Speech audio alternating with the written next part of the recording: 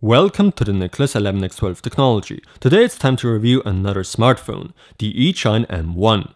It's priced really well with just $150 on Banggood.com. Now you might say, oh no, please don't review low-end smartphones. But wait, this actually is a high-end phone, and that for just $150. I think this is going to be an interesting review today. Before I move on, I'd like to thank Banggood.com for providing me this product and therefore making this review possible.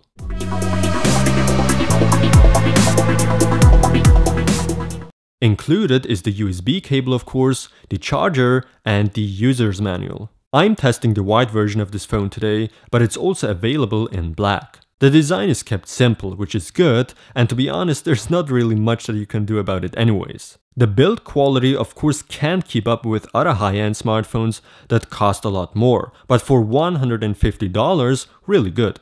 This phone has a glossy back cover, but it has a good grip, I'd say. On the bottom here is the speaker, up here the 13 megapixel back camera with autofocus and an LED flash. But this phone also features a 5 megapixel front camera, that's impressive. On the top as always the 3.5mm audio jack, on the right the power button, and on the left the volume rocker. On the bottom the micro USB connection.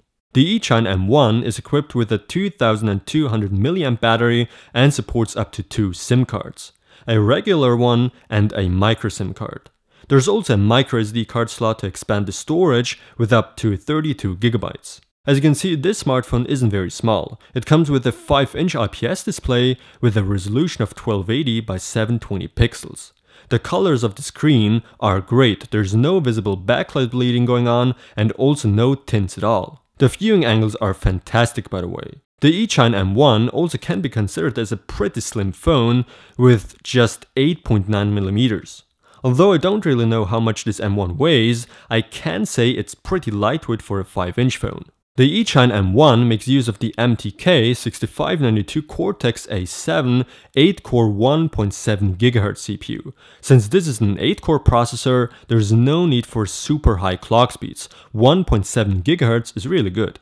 As for the GPU, the Mali 450 MP is used, which is a pretty good GPU. This smartphone has an internal storage capacity of 8 GB and 1 GB of RAM. As for the operating system, the latest Android 4.4.2 KitKat OS is used at the time of this video.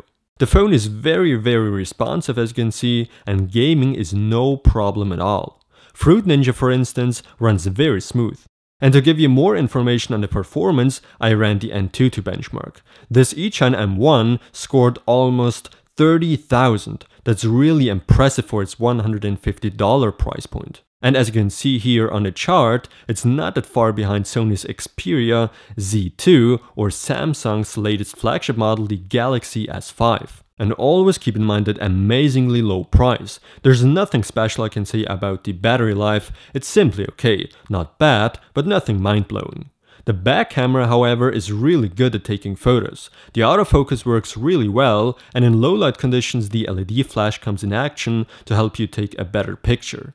The front camera with its 5 megapixels also isn't bad at all for simple photos such as selfies. Filming is okay with 1280 by 720 pixels, but in low light conditions the shutter is really slow and therefore you get to see a lot of trails, but outdoors, for example, no problem.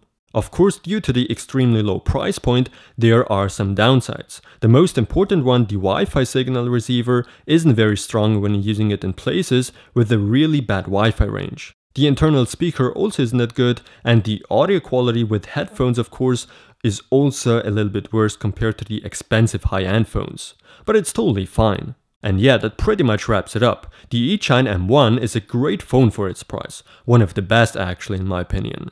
There are much more upsides than downsides on this phone, and keep in mind it's $150.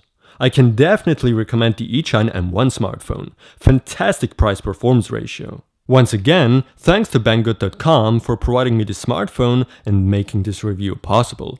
Thanks for watching, don't forget to subscribe and visit Nicholas11x12techx.com to see videos there earlier than on YouTube. Also say no to ad blockers in order to support me and to make future videos possible. Thank you.